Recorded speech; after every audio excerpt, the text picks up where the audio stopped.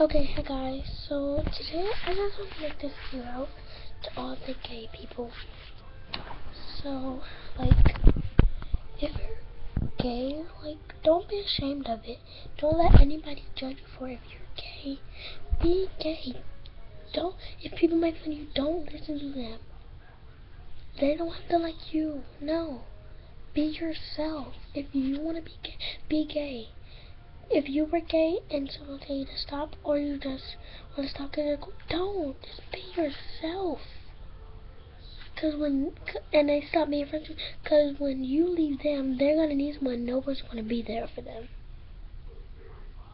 So if you just go for it. Like I've been recently been talking to this person, because she really likes this boy, because I commented on, Joey. It's hard for me to pronounce his last name, but whatever. Joey something. And so, yeah. Because Joey's nails were pink and painted. And someone told me he was gay. And they was talking about them being gay too. And I've been giving advice to them.